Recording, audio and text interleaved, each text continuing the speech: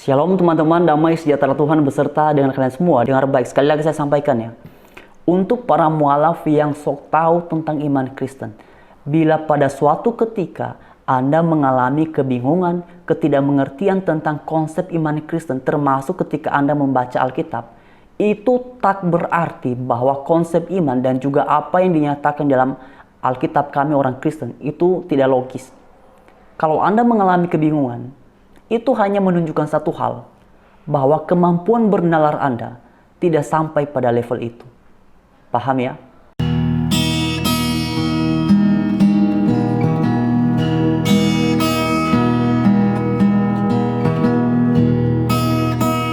Dan seperti biasa sebelum dalam bagian ini kita sama-sama menanggapi satu cuplikan video.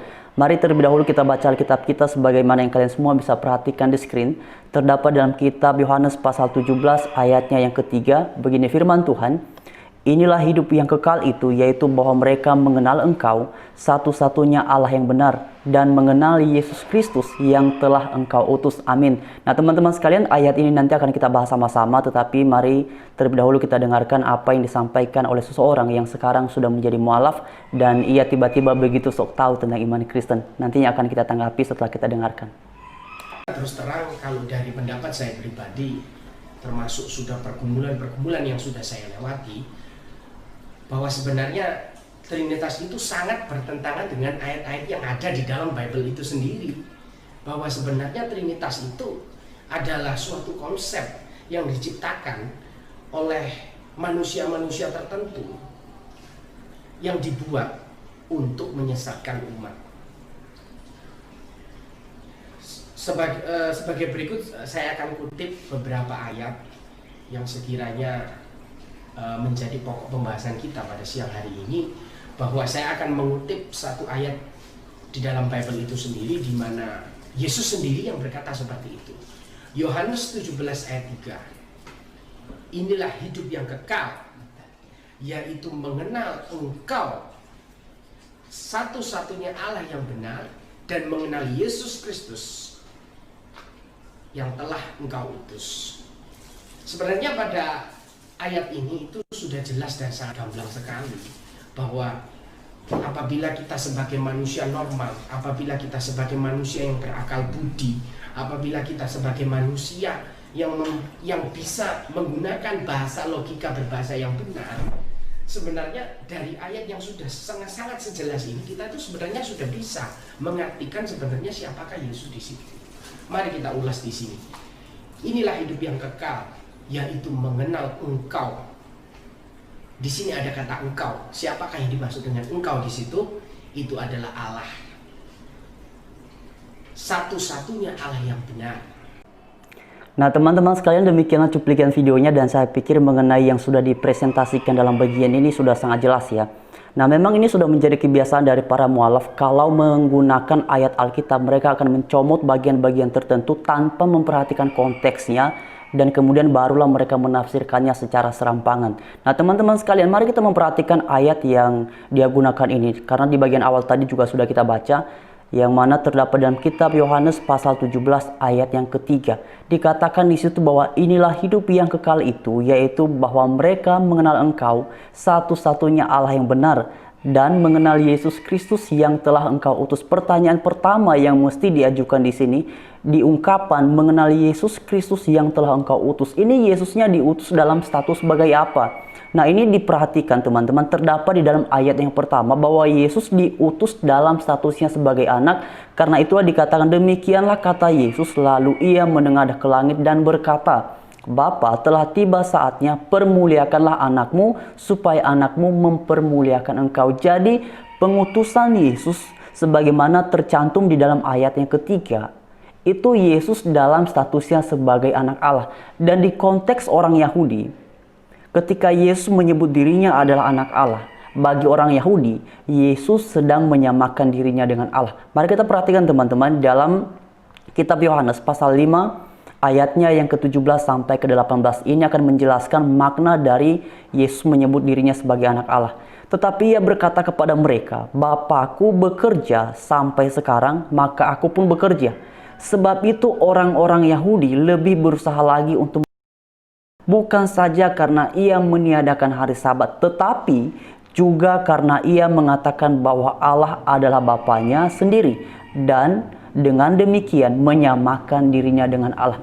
Jadi ketika Tuhan Yesus mengatakan bahwa dirinya diutus dalam statusnya sebagai anak, sebagaimana tadi teman-teman bisa perhatikan dalam kitab Yohanes pasal 17 ayat 1 sampai yang ketiga.